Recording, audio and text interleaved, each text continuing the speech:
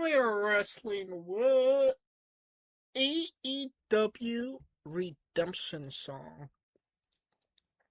Took place in Montreal, Quebec, Canada, at the Bell Carnell Center. Attendance was 7,107. Um, let's see how much this place holds. Ice hockey is 21,000. Okay. So yeah, maybe did not do. Oh well, theater is 9,000. Okay, this is a good question. Is it the amphitheater, the theater, or the arena? I will have to check that. Um, but yeah, I mean, it was set up for around 7,000, and they got 7,000. So, I'm definitely not going to, knock them on that. They knew what they could get. Maybe they didn't. Maybe they just, tried. They just they just went what they needed to go with. But yeah, I'll say this: when it comes to our paid previews, they always seem to get a crowd for it. They can't get it for the life of them on your random dynamites, your random Wednesdays or Saturdays. But for um these paid previews, they always get it. Um, that being said, Redemption had no redeeming qualities in my opinion. It was a 10 match card, which is significantly lower than any other, um, pay preview that they usually do. Which says, so you would imagine that the runtime would be, a lot less, but it seems like it's getting more and more. Um, the match with the least amount of time given, and that's just talking about ring time, was 16 minutes and 15 seconds. So that's the bar that we got here. The match given the least amount of time was 16 minutes. So everything is going over 16 minutes in a 10 match card. That is fucking insane. That being said, and that's a good way to get to a 5 hour viewpoint for this show. Yeah, 5 hours of this. Um, it's crazy because like all in, no, Double or Nothing. It's Double or Nothing was such a good show, and it was such an archetype to what AEW could do going forward. And it feels like Tony was like, nah, that's not what we should do. More cowbell. More fucking cowbell. Let's get into it. um, Mike Bailey defeated Jack Perry, the Beast Mortos, Commander, and Damian Nick Wayne and El Clone in a six-way ladder match to become the number one contender for the International Championship in 19 minutes 40 seconds. I actually liked the match. You wouldn't believe that from the shit that I just spewed about the show, but yeah, I didn't think that this was a bad opening. I didn't think that it was necessarily a bad way to start the show with no entrances. Just get to the action, get to the spots. I thought everybody did well in the match. I think it was Commander. I will give Commander his props. Never been a big Commander guy, but he literally walked the whole length of the ropes and did a splash on the outside. Every all roads was leading to Botchamania highlight, and he fucking sticked it. So, props to Commander on that. That was definitely a good moment. Mike Bailey was hot for in this match. People wanted hot Mike Bailey. He's from the area, so it made sense.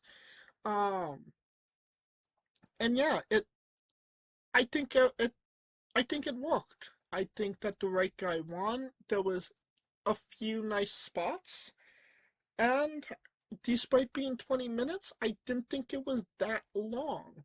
Maybe it felt like one of the shorter matches. So, all things considering, I'd give this a 3.5. Then we have the Young Fucks, Matt and Nick Jackoff versus John Neo-Nazi John Moxicillin and Will Asprey in 19 minutes 40 seconds. Um, I hate all four people in this match, and this was a 5 hour show. Yeah, I was speeding this the fuck up. I don't care what the storyline was. I don't care what the logic behind it was. I don't think that the Young Bucks should have won the match either. I mean, Will Ospreay's literally going into the biggest match of his career, and you're giving him a loss. I mean, obviously it plays to the storyline and what happens a little later in the show. But yeah, no. This this seemed it just seems like, the Young Bucks self-indulging, if I'm being completely honest. Then we have the International Championship match. Kyle Flatulence defeating Bandito in 26 minutes, 20 seconds. And if you think that I saw this match, you are fucking insane. Again, 5 hour show, no fucking way I was watching this. Especially considering it was 26 minutes. Like, do we need a 6 minute Kyle Fletcher Bandito match? This match literally goes longer than the main event by a minute and 20 seconds. So, yeah, no, not doing that. Then we have a double chain tag team match. The Dogs, David Finlay and Clark Connors, versus the Bang Bang Gang, Jay White and Juice Robinson, in 19 minutes and 5 seconds. I did see this. I did see this match. It's not just all speeding up. I did watch the match. I thought that it would be a good match and um a fierce match, I would say, because obviously Jay White and David Finlay, there's issues there. But unfortunately, I don't feel like they really they really delivered that intensity, I would say. I feel like it kind of felt like there was no intensity and they were just kind of going through the motions. I also feel like they didn't really have a handle on the chain itself. I feel like it was really difficult for them to figure out how to include the chain into the match. Um, and, I didn't really get a sense that these guys hated each other or that they wanted to kill each other. A chain match implies, major, issues. And I didn't get that from these guys, unfortunately. Um, the Dead Riders, interfered in the match, and, I don't know really why they interfered in the match. It kind of seemed like this should have been a no disqualification match, but it seemed like there was disqualification. I don't really know. It was weird. But obviously, David Finlay got the edge on Jay White, so that obviously um continues the rivalry there, unsettled business, which is fine. Just hopefully their next match will be more intense, and has a little bit more passion behind it. Um, 2.5 stars. I'll be nice. 3 stars. It wasn't the worst thing on this match. Um, AEW TBS Championship match. Maya World defeated, who are you? Sheeta in 16 minutes 30 seconds. And no disrespect to Sheeta whatsoever, but Sheeta got thick. Not mad at it. Not saying that it's bad by any means.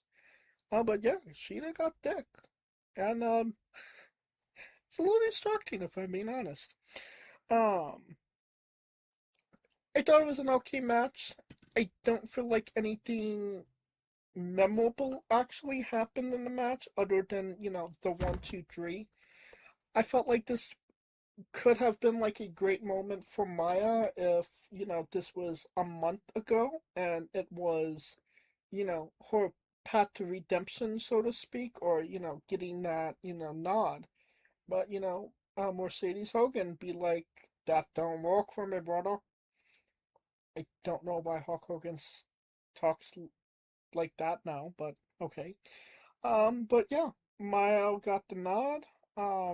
Could say it's a constellation prize at this point, and a month too late, but I didn't seem like the crowd was too upset about it. 3 stars? Alright, then we have Christian Cage match and Adam Copeland defeating Claudio Itacanoli and the Bastard Pickpock in 18 minutes 35 seconds to retain the AEW World Tag Team Championships. God bless Cage and Cope and Cage, but this was not it for them. Um, it generally seemed hard for them to actually get going. And like I said about the other match, it seemed like there was no intensity, there was no passion. It just seemed like they were trying to get through a match. And that's kind of what they did. They got through a match. Um, so yeah. You would think a match with Claudio would be, a banger. I can't even tell you the last time Claudio's been on a paid preview. But yeah, this was unfortunately not what it could have been. Could have been great if it happened like 10 years ago, but I digress. Uh, then after the match, the Young Bucks came out and proclaimed themselves the new number one contenders match: Cope and Cage versus the Young Bucks, all in.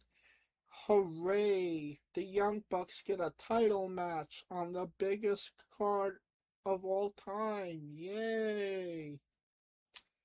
2.5 stars. No holds barred match. The Painmaker, Chris Jericho, defeating Tomato Ciampa in 23 minutes. Now, I'm a fan of Chris Jericho, one of my all-time favorites. I even like Tommaso Ciampa. I think that he's a great talent. I like both guys.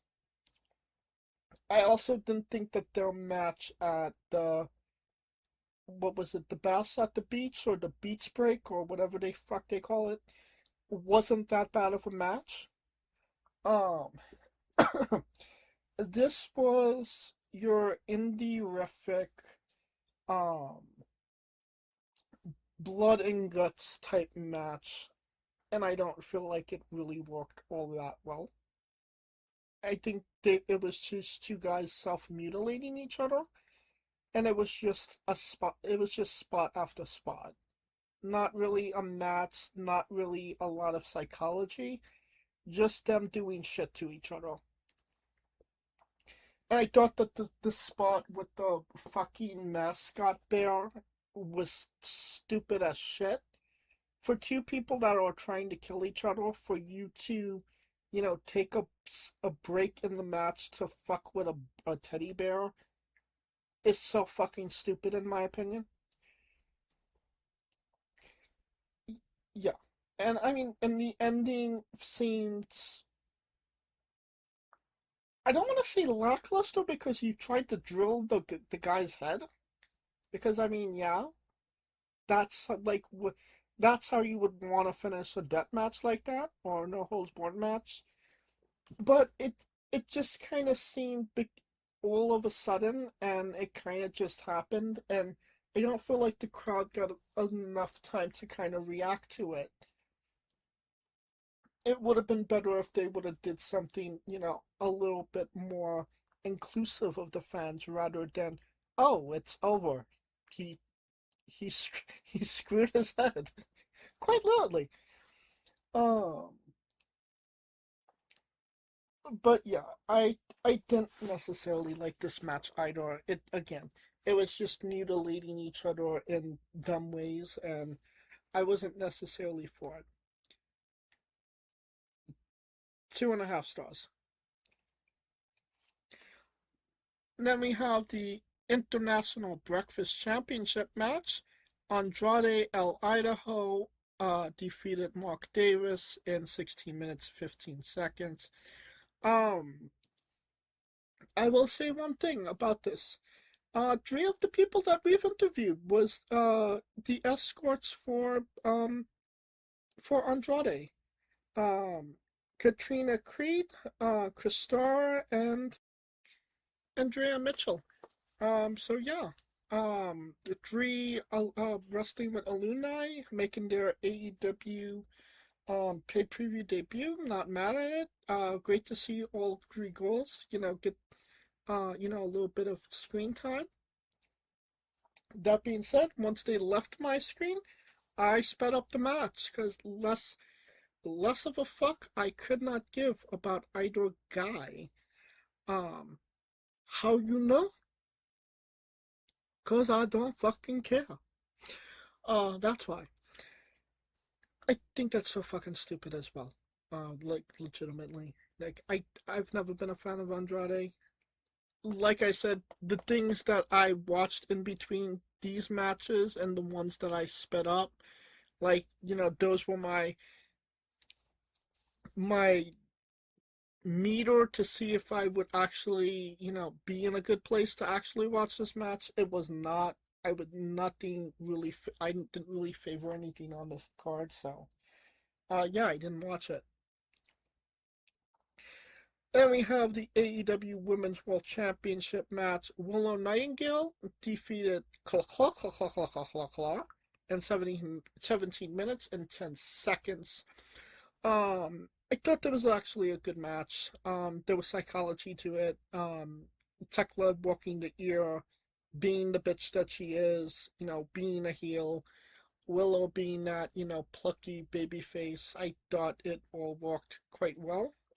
Uh, Maybe a bit too long, if I'm being honest, but other than that, no complaints. Um, and Tekla Hogan, that don't work for me, brother. Not gonna, no job. No job to Mercedes. I would not be surprised if this is a three-way at, at no, at All In? Yeah, All In. But yeah, Willow, you yapping. You are yapping to Mercedes at All In. So, like, enjoy your title reign for now, but Tekla was like, that don't work for me, brother. So, you taking the job in a month. Have fun. 3-star match. Then we have the main event AEW World Championship match. Kenny Omega defeated Kevin Knight in 25 minutes. Okay, match. I don't see why this couldn't just be on a random Wednesday night, but, I digress. Like, we've had bigger matches on smaller events quite lately. But yeah, I didn't think that there was a bad match. Kenny is, obviously Kenny Omega, so it's going to be, a solid match for sure. Um, I thought Kevin Knight did well in the position that he was put in, given the circumstances as well. So I wouldn't necessarily call this, a complete fail.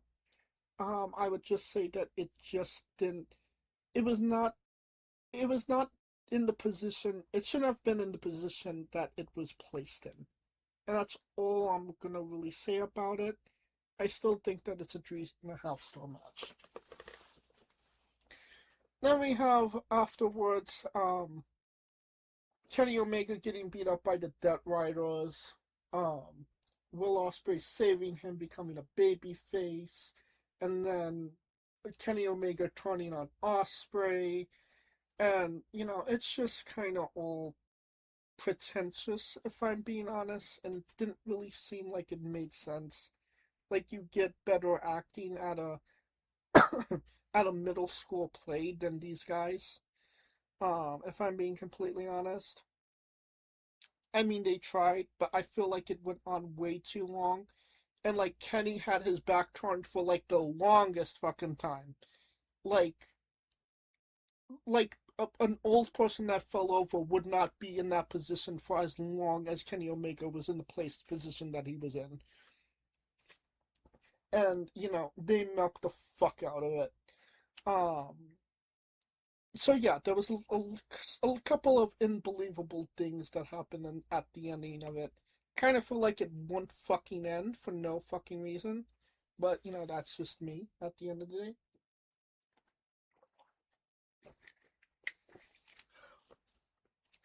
I don't know if I was just not mentally prepared to watch the show, or I just did not care that much about it, but as you could tell, I wasn't here for it.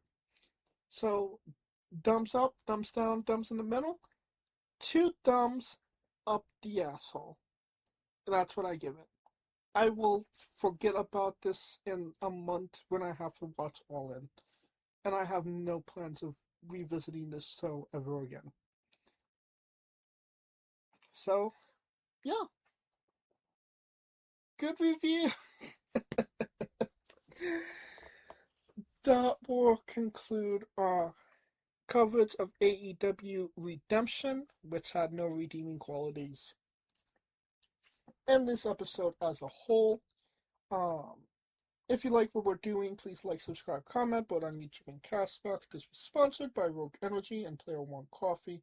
Join us this Tuesday as we interview Koa, this Wednesday as we interview Ryan Full Donovan, and join us every Tuesday and Wednesday for new incredible interviews. And follow the show at Wrestling with E, both on Extra and Instagram for information on who we're interviewing, when we're interviewing them, links to those interviews, and so much more. And follow me personally at JamesJ993. For Coleco Yachts and Scooter Dust, I'm James J, and this has been Wrestling with